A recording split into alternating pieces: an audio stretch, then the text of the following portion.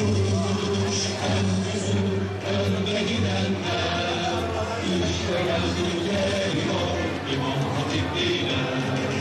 Kuruluş en güzel önde gidenler, işte geldi geliyor İmam Hatip'liler.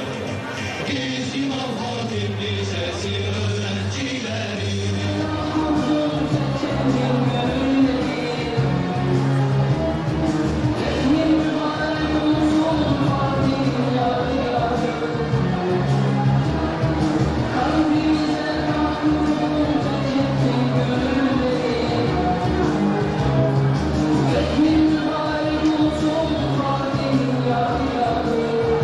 Bundan 68 yıl önce gönülleri iman ile dolu olan birkaç insanın milletin okulları olan İmam Hatipleri tekrar hayata geçirmek için canları pahasına bir adım atıyorlardı.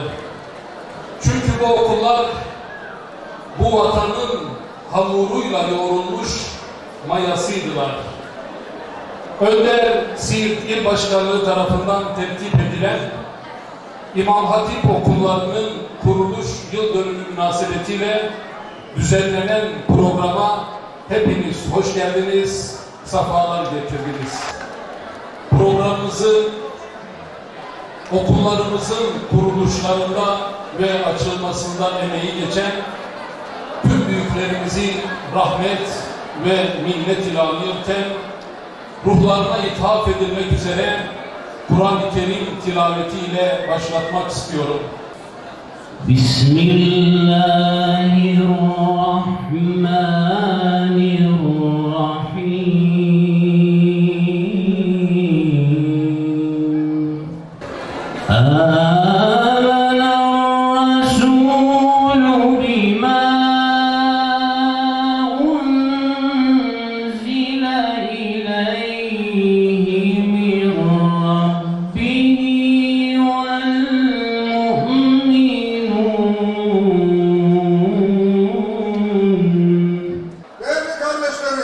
Siz asli saadetin neslisiniz. Siz sıradan bir toplum değilsiniz. Yarının büyükleri sizlersiniz. Bu ümmet sizden çok şey bekliyor. Bakın 1924'te ve Hidip'teki adı altında Manisa Milletvekili Hüseyin Vasfi Bey ve 57 arkadaşıyla birlikte 2 Mart 1924'te Türkiye Büyük Millet Meclisi'ne önem vererek 3 Mart'ta üzerinde müzakere yapılmadan kabul ediliyor. 6 Mart'ta resmi gazetede yayınlanıyor. 8 Mart'ta bu adam Milli Eğitim Bakanı oluyor. 11 Mart'ta, bunu unutmayın, 11 Mart'ta Türkiye'de mevcut olan bütün valilere yazı yazılıyor. Telgrafla bütün medreseler kapanıyor. Türkiye'de 467 tane medrese kapanıyor. O medreselerde eğitim gören öğrencilerimiz, hocalarımız hepsi köylerine, bazıları çoban oluyor, bazıları başçancı oluyor, bazıları da hamal oluyor. İlim ve irfan sahibi olan insanları ortadan kaldırıyorlar. Ama millet isyan edince buna karşılık Türkiye'de İmam Hatip adı altında 29 yerde İmam Hatip okulu açılıyor. Ama ne hazindarlıdır ki o 29 tane okul kısa bir zamanda 1925'te 1920'de ilk devre sıfırlanıyor. Öyle bir durum oluyor ki bu milletin cenazesini yıkayacak kimse kalmıyor. Öyle bir duruma maruz kalıyor. Öyle bir duruma geliyor ki ezan-ı Muhammed'i Türkçe'ye çeviriyorlar. Türkçe'de Allahu Ekber yerine Tanrı oğludur, Tanrı'dan başka bir şey yoktur diye böyle bir ezanı getirdiler. Ve aynı zamanda Allahu Ekber diyen Kur'an-ı Kerim okuyan insanları zindana attılar, akıl hastanelerine attılar, idam safhasına götürdüler. Allah o günleri bir daha bu millete nasip etmesin. O günkü şartlarda Türkiye'de 7 ilde İmam Hatip okulu açılıyor. Ankara, Adana, Kayseri, Konya, Isparta, İstanbul'da açılıyor. Bu okullarımızın masrafları halk tarafından karşılanıyor. Bir teneke buğday, bir teneke arpa, muradiler vasıtasıyla doyduk doymadık demeyin diyen muradilerle 25 kuruş, 10 kuruş, 50 kuruşlar bu okullarımızı da gelmiştir. 23 Şubat o günkü gaddar muhasip paşaları, Cumhuriyet Başsavcısı, rektörleri yapmış oldukları icra, en büyük icraatları İmam Hatip'in önünü bir daha kesme ve Gazze'nin zulmünü öğretmek, 600 bin olan öğrencilerimizin sayısı 60 bineydi. Okullarımız kapanmak üzereydi. Ama elhamdülillah, elhamdülillah, elhamdülillah şu anda başımızdaki adam İmam Hatip'li, İmam Hatip'lerin önünü 2012'de açtı, ortaokullarımızı açtı, hastayısını ortadan kaldırdı, kurban meselesini kaldırdı. Bir zamanlar bize hasta diyorlardı, yani ölü ihtiyacı diyorlardı. Siz İmam Petrus'seniz diyorlardı. Ama bizden bir başbakan çıktı, bizden bir reis çıktı, bizden bir dünya lideri çıktı. Dağus'ta İsrail'e karşı vakini diyen bir lider çıktı. 15 Temmuz'da insanlar meydana indiren bir lider çıktı. Sizlere sesleniyorum. Değerli kardeşlerim, onun yerini dolduracak olan yarının reis cumhurları, başbakanları, bakanları, milletvekilleri, valileri, kaymakamları, belediye başkanları, her yere dağılacak olan sizlersiniz.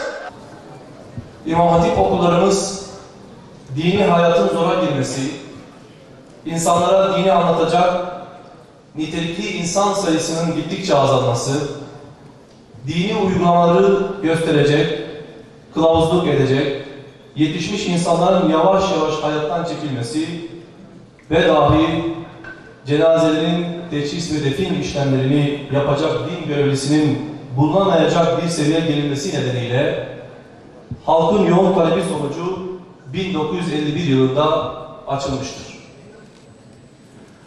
Bu sürece baktığımızda demokratik iyileşmenin olduğu, halkın tercihlerinin kendisi açısından risk oluşturmadığı, bu dönemlerde gelişen ve verilen İmam Hatip okulları özellikle bazı dönemlerde sekteye uğramıştır. Derin acılar yaşatan, büyük bedeller ödeten bu mazi, ülke tarihine bir şuur, bir fikriyat, bir direnme, bir değerlenme ve bir demlenme üssü armağan etti. Halkın bu okullara teveccühünün en temel amacı, çocuğunun karakter eğitimine dini bir tema vermek, kişilik eğitimiyle milli ve manevi değerlere duyarlı, toplumsal havayla uyumlu, dini değerlerine yabancılaşmamış bir insan yetiştirmek, çocuğun zihinsel gelişiminin yanında ruhi incelik, kalbi müşfiklik, vicdani sorumluluk, duygusal aidiyet kazanmasını ummaktır. Bir diğer neden ise İmam Hatip okullarının son zamanlarda özellikle gerek üniversiteye yerleştirdiği öğrenci sayısı, gerekse Fen ve Sosyal Bilimler Programı, dil programı ve benzeri programlar ile akademik başarıyı sağlamış olması ve neticesinde binlerce bilim, irfan ve siyaset adamı yetiştirmiş olmasıdır.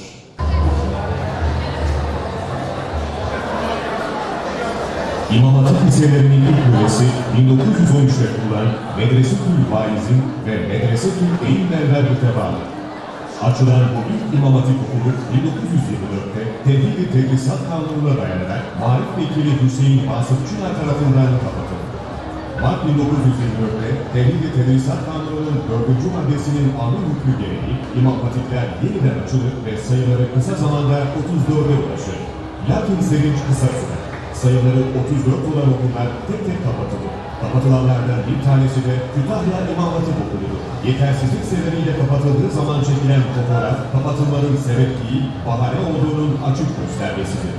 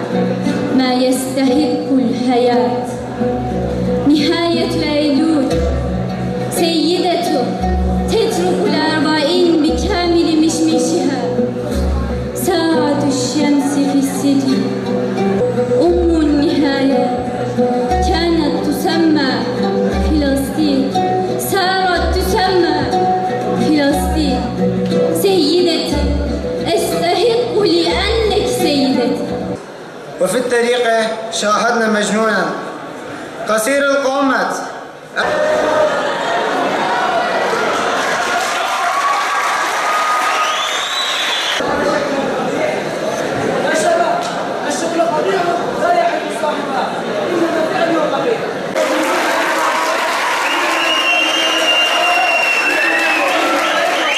Okullarımızda dini bilgilerin yanında asrımıza hitap eden ve gelecekte teknoloji alanında yapılacak olan projelerde ben de varım diyecek olan imam hatiplerimiz var elhamdülillah.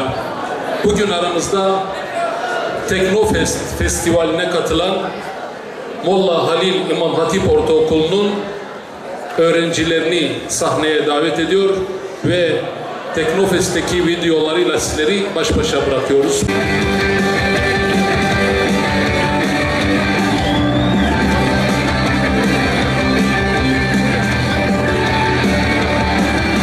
Hala sürüden bağımsız olarak yavaşlatılığında alttaki çizgi sensörü yoldaki çizgileri görüyor, aracı yavaşlatıyor. İstese istemese de araç yavaşlıyor. Eğer önünde biri varsa duruyor.